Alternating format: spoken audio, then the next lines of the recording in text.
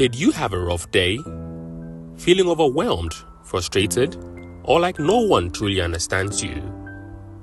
Do you just need someone to listen without judgment, interruption, or feeling like you're a burden? Call Amor Queries today. At Amor Queries, we are more than just a listening ear. We create a safe and confidential space where your voice matters. Whether you need to vent, share your story, or simply hear words of encouragement, we are just a call away. Amor Queries, care on the go.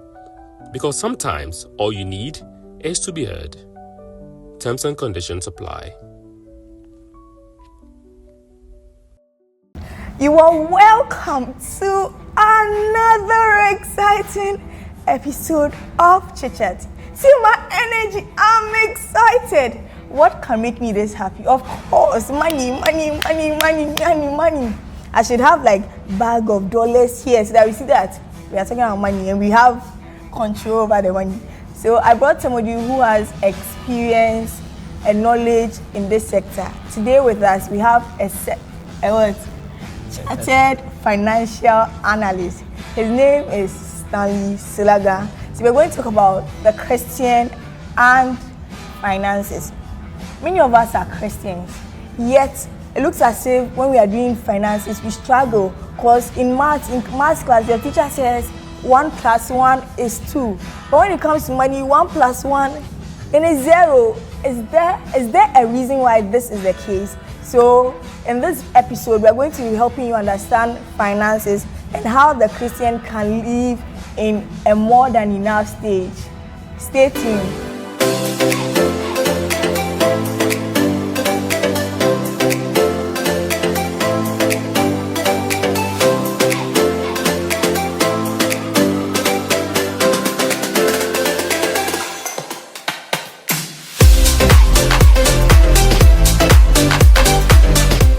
My name is Conila Mautonyo Jejegbe, and I'm doing this with CFA Stanley Solagah. How are you? Yeah, I'm doing well. How are you too? I'm good, because we're coming to talk about money. Like, money is good. I'm at the edge of my seat, because after this episode, I'll be working in millions and billions, and I also then. It's very important. Okay. So I've heard stories where people are Christians. They pray 24/7. They fast 24/7, they sow seeds 24/7, but then they are broke.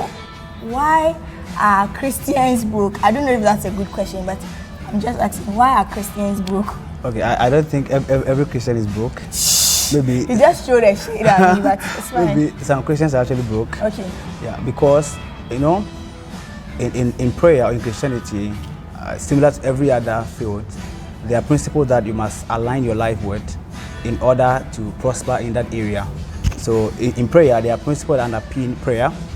In making money too, there are principles that also underpin prayer.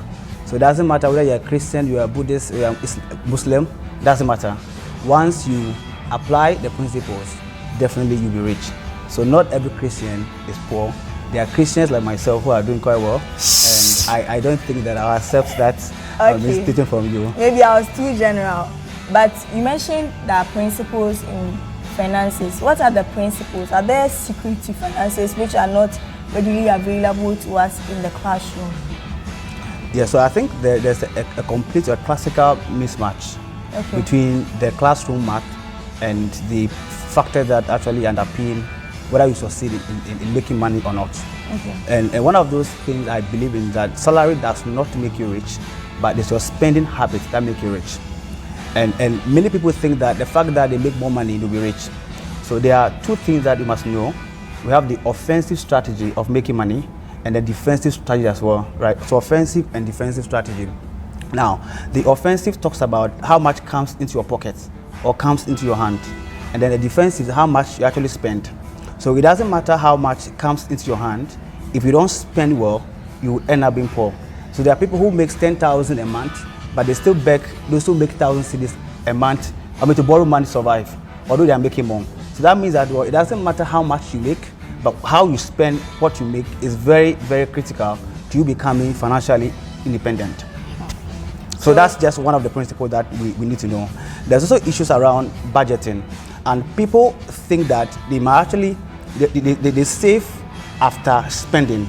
But one of the things that you must know as a Christian is that in order to survive or succeed financially, you must actually spend after investing, right? So you spend after investing, not investing after spending, right? So it's a fundamental key that every Christian must abide by, right? So yes, just to summarize, not so much about what you make, but your spending habits. So your salary does not make you rich, but rather your spending habit is what makes you rich. I hope you are writing, because I'm also writing. So it means that I can still be on salary and be rich. Is that what you are saying? Because when you listen to entrepreneurs, you listen to people who are millionaires, they say that your salary cannot get you rich, and then they give you a breakdown of statistics that about 75% of the world's richest people are entrepreneurs. This, and there's never a case where they mention a salary worker or something. So the most thing they say is that get into entrepreneurship. Is that the only way? So, but then you are telling me your salary can. So I don't know if it's the same, or I didn't get the concept. So okay. You say it's your spending habit, not your salary. So it means I can be on the same salary with you and be rich. Can I be rich out of a salary? That's the basis of my question. Okay, so I think what I'm trying to say is that regardless of how much you make, so you can have two people making the same salary, but one person being richer than the other. So that means that the offensive, which is how much comes into your pockets, is not what determines whether you are rich or not rich. Because it's the same 10,000 they are all making, but one is richer and the other is, not rich, relatively. So that means that what the other person is not allowing money to flow out easily as the other person is doing, right? So that means that the offensive strategy is about how much you make, that's the salary, right? The defensive strategy is your spending habits. So we are all making 10,000 a month. I spend, let's say, 8,000. I save 2,000. You make 10,000. You spend the entire 10,000. What it means is that in the next 2 to 3 or 1 year, I'm saving 2,000 every month. So I'll be richer than you, although we are making the same amount of money, right? So it doesn't matter how much you make, but how you spend what you make is very critical to becoming rich or being poor. Now, I like the question you actually asked, right? Yeah. So people think that those who earn salary cannot be rich, right? You can actually be making salary and be rich. So there are levels of financial prosperity, right? We have the need stage, right, where you have enough to cater for your needs, but your want is not catered for, right? We have the sufficient stage of financial prosperity, right, where you are quite sufficient, so your needs are met, and part of your want can also be met. Then we have what we call the abundant stage or the enough stage. At that stage, yes, your needs are met and your wants are also met, and you have a bit more to spend and then assist or help other people. But there's a stage called more than enough, right, or financial independence, where you have your needs met, your wants met, you help people, and you can even stop working and you are fine, right? So whether you are making salary or you are an entrepreneur, there's a level that you can achieve.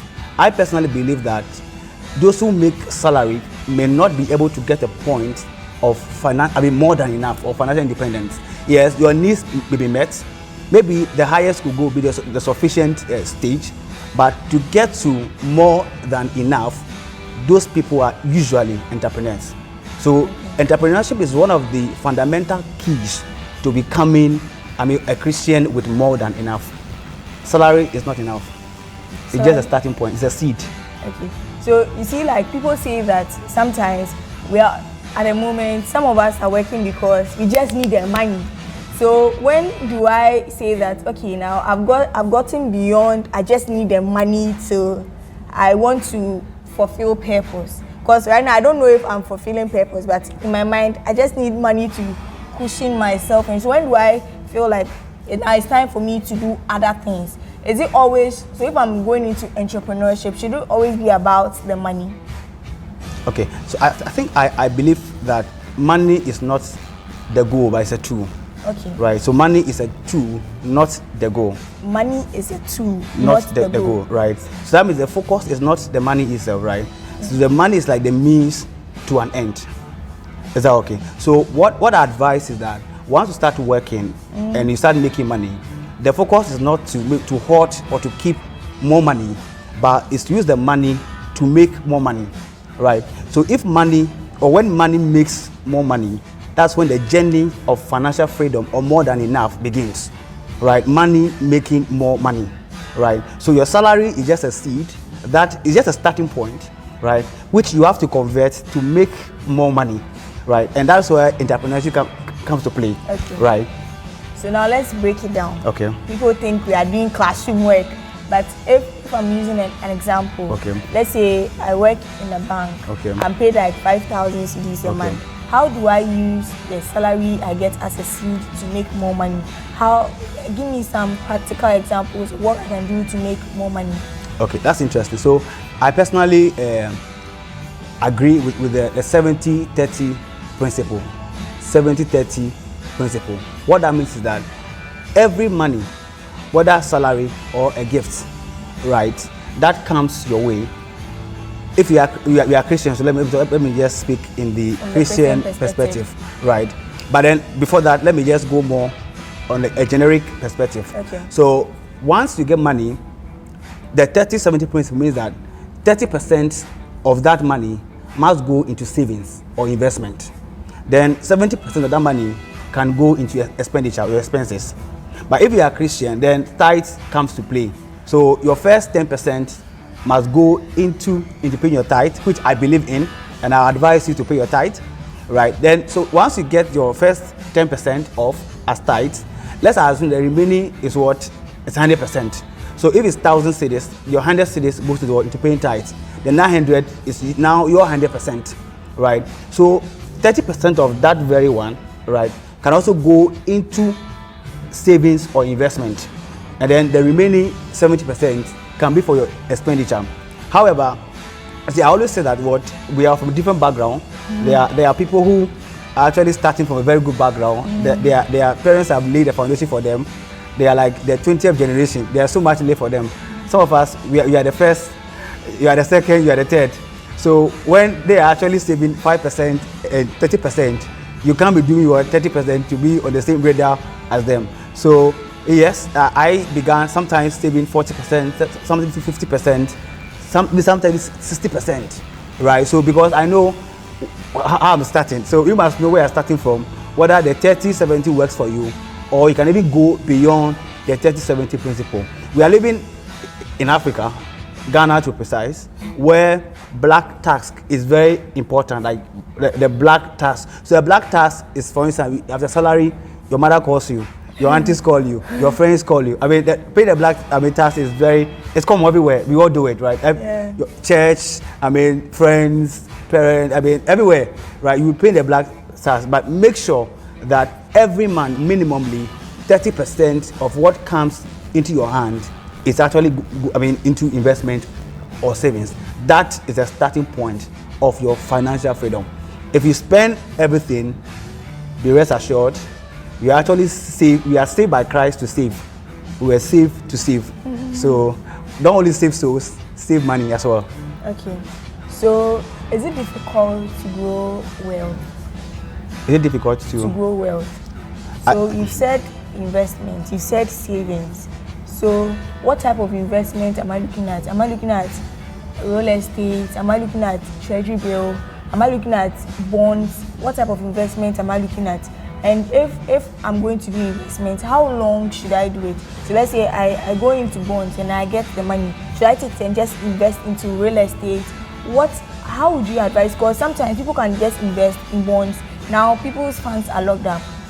Yes, it's true, investment has a lot of risks, but I'm saying that, so if I've invested in bonds, when do I feel like, okay, now I should take this and put it into this business? And the probability of the business also going well is also another problem. So I'm asking you, the question is it difficult to grow wealth? Okay, so I think it's quite an interesting question. I would say yes and I would say no. Okay. So it's quite a dichotomous kind of response to that, because the difficulty depends on the level of understanding you have. So for me, I believe that it's quite easy, maybe because of my background in finance and investment banking. So I may say it's quite easy. But you see, investment in knowledge pays the best interest. Investment in knowledge pays the best interest. Our challenge is that in knowledge pays the best interest. Yeah. So I mean, our challenge is that many people do not want to acquire investment knowledge. So yes, I'm a doctor, I'm a lawyer, so I focus on cases. But I mean, once you handle the cases, money comes into your hand. So once money comes, then now you have to come to the space of money, and you must acquire relevant knowledge in the field of money in order to manage the money. Because unless you manage the money cannot grow, right? Yeah. So you can actually make so much, but you end up poor, right? Because the cases will not save for wouldn't save for you, the patient will not save for you, but money must make more money in order to grow. So you cannot ignore investment, you cannot ignore savings and be financially independent. So it's not difficult to grow wealth, it's not difficult at all, but it's the degree to which you understand the importance of wealth creation. And once you understand it and you apply your heart to it and become so practical, like the 30-70 principle, that every month, every week, every day, depending on the frequency of your payment, I will invest or save 30% at least minimally of my money.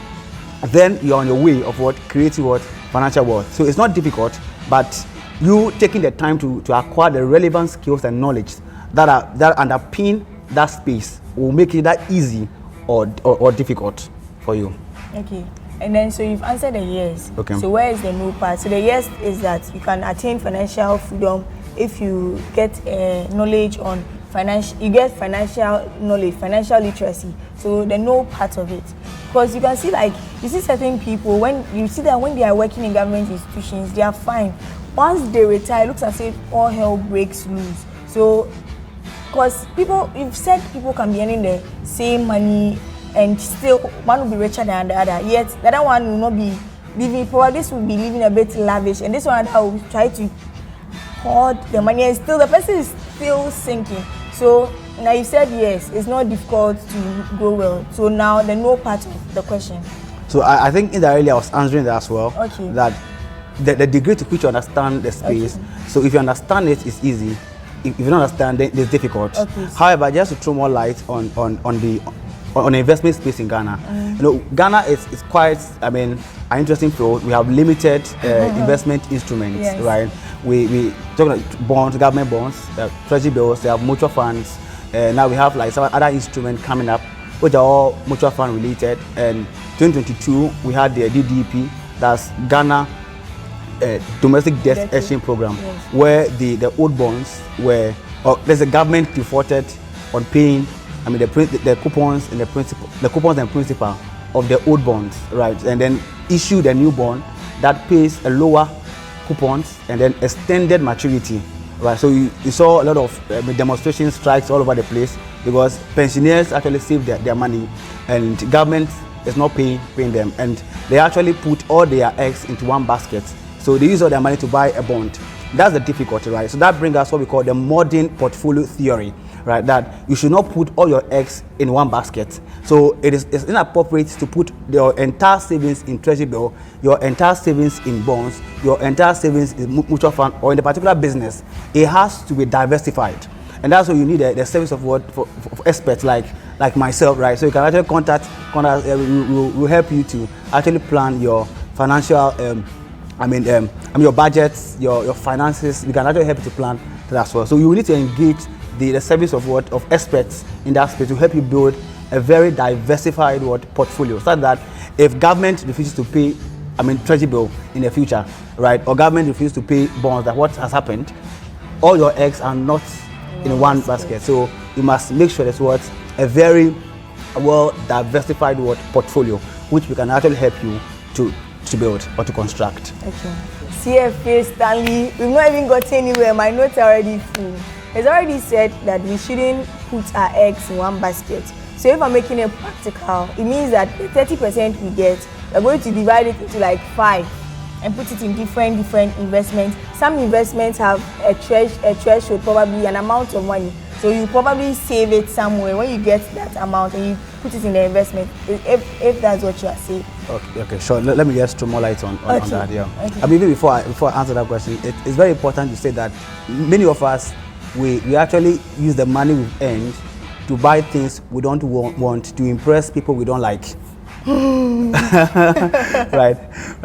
We use the money that we have earned to buy things that we don't want to impress people we don't like, because money grows on the tree of persistence. Right, money grows on the tree of what? Persistence. Yes. Right. So what I mean by the portfolio, or having a well-diversified portfolio, or not putting all your eggs in one basket, is that okay? There's a 30-70 principle. So 30% for savings or investment, and then 70 for expenditure or for expenses. Now, out of that 30%, we can say, okay, let's assume that 30% is 400 cedis. Right, just more practical, it's 400 cedis. Okay. Right, so I'll put, let's say, 100 cedis in government bonds. Then I'll put another 100 cedis, let's say, in treasury bill. And another 100 cedis, let's say, in real estate. And then 100 cedis, let's say, in cash. Right, because you can't actually invest all your money in the long term. You must keep some for liquidity purposes. Right, if there's an emergency, you can't go and sell government bonds. If it's not bought that day, you may die. So that but you not die. but I get this now. You get it, yeah. So that means, I mean, yeah. So you must have a well-diversified portfolio, so that, I mean, at every point in time, there's something available to cater for every need in a short term, medium term, and the long term. And once you come to ask the experts, we will ask certain questions, and we will know how to construct a very well-diverse portfolio that is suitable to you. Okay. So since we are Christians, let's do a bit of spirit here. Okay. So if somebody has adopted all these principles, 30-70 principles, and the person is already doing 80-20 principles, and yet the person's life is still not looking at, when you look at the person's background, they are like, other people probably they are PhD holders and they are still broke. So if we are doing the spiritual aspect, they've done all these things and it's still not working for them. You know, like when spirits, when it's from your family background, you have to tackle a lot of things. So if somebody is coming from that background and the person's, they say in tree that, so how does a person break the yoke of financial limitation on their life or poverty? Okay, I think I honestly believe in the power of prayer. Okay. So I believe in prayer. So I believe that there are certain things that prayer must be initiated. However, I also believe that there are certain principles that if a man fully synchronized to them, it does not matter where they are coming from. It doesn't matter their background. Their background will not put their back on the ground. Right? This is a bit contentious. Right. Because there are people with PhDs. People go and do their PhDs and they want like financial prosperity, because the main reason people are doing their PhDs, if we are honest with ourselves in Africa, is because they want more money, because they want to be head of department, because they want to be certain things. And the person is going to do a PhD and the person has not even gotten a job. So if you say that principles, okay, maybe you are right to some extent, but so now we are talking about just the spiritual aspect. How does a person break the yoke of poverty over their life? So you say we should pray. But what type of prayer should the person pray? Should the person fast? What type of warfare should the person go into? I think it's very, very debatable, right? As a very strong Christian, I think it's quite an interesting thing, but I beg to differ, and I mean speak to the truth, because, you know, as I said earlier, there are principles that underscore or underpin every sector of life. Okay. Right. So when it comes to the area of investment and financial prosperity, I believe that, for instance, if you are doing 30-70 principle and you are very consistent with the 30% investment, I do not think that the idols in your family will go to the bank and take the money from the bank. Okay. Right. So if the issue is the difficulty in doing the 30%, where the demons are actually yes, then that makes a lot of sense. Definitely, yeah. So if that's the point, then prayer is key. Yes. And I believe in personal prayer, but if you can't, you can actually locate our pastors, our men of God. They'll lay hands on you. But there's a state of mind that I believe that a person can get to, where regardless of their background, regardless of the idols in their family, if they can actually follow certain principles, even the demons in their family will clap for them, will sponsor them, to become what? Financially independent. And that is the 30-70 principle. Once you comply, so money grows on the tree of what? Persistency and what? Consistency. You must be persistent, you must be consistent in order to create wealth and become what? Or have more than enough. Okay. Yeah. So now to my very last question. What's that one thing about money you wish people knew about? I think maybe I said it earlier that money is a tool, money is a tool and not the goal. Okay. Right. That the focus is not to make more money, but it's actually use money to make impact. Okay. Because I've seen people who make so much money, they hoard over money, and they do not leave any impact on the lives of people. A time will come, you need people. People are very important. So once you're making money, the next thing you have to think about is how to impart lives, how to impart people, because a time will come, you need people, not money. When COVID came, people had money, but it didn't save them, right? So money is important, money is good, but I believe that more than money is people. And so when you get money, use money to make more people draw to you, because there may come a time where the people will be more relevant than the money you have. Okay. So what you're saying is when I attain or on the way to attaining money, I should build strategic relationships so that it's not just going to be about the money, because there are instances where money would fail. So financial prosperity too, what my mind goes to is that like relationships too is financial prosperity. So can I say relationship is an aspect of financial prosperity? I think it's quite interesting because there are several currencies or several currencies that we can talk about beyond money, right? I think if you only have money, you are very miserable, right? If money is the only thing you have, you are miserable. There are other very critical currencies, right? Instrument of value, for instance, strategic relationship. There are things that you can actually get from relationship that money will not offer you, right? So there are other things that, faith is a currency, favor is a currency. So there are other key things that can actually, be considered as currency beyond money. However, in our part of the world, we see money as the King Kong, money as the king, right? So money is important, but don't be obsessed about money, because money, money is very important. I love money, and I always say that any Christian who does not believe in the power of money, you must be born again, right? So money is good, but do not be obsessed about money. Make sure that in all you're getting of money, you get people, because money does not do all. People matter, and there are other things that are more important than money. So I would say that beyond money, there are things, and one of those things is people. So now your final words. What are your last words? Yeah, I want to speak to the Christian community. I know we have actually evolved so much. I've been pastors where preaching our prosperity was really frowned upon. Any pastor who was seen preaching about our prosperity, you were considered a fake pastor. But I believe that the Christendom to get a point where we appreciate the fact that money is very important. The gospel is free, the word of God is free, but the delivery of God's word is not free. So it is very key that we get a point we appreciate the importance of money in the body of Christ. And I urge every Christian to get a point where they seek to become financially independent. Money is sweet. Money is good. Money is good. Lastly, money is good. In all you're getting, get money. Get money. Money can make a slave to be a king. Money is good. Yeah, money is good. And lastly, to say that what inspires me to desire to get money is one day I went to my hometown and I saw an obituary. Obituary.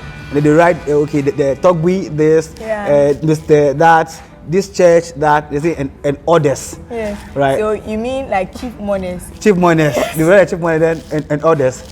Without money, your name will be part of others. So make sure you make money so your name will be mentioned. My name is not part of others. I'm Stanley Solagah, CFA. See you at the top. Okay, I trust this has been a very informative discussion And it means that as Christians, we cannot be left behind and say that wealth is for the unbelievers, but we have to take dominion and take charge of our finances. Remember, we learned the offensive strategy, the defensive strategy, and the 70-30 principle. So do well to follow it. So should I leave your email?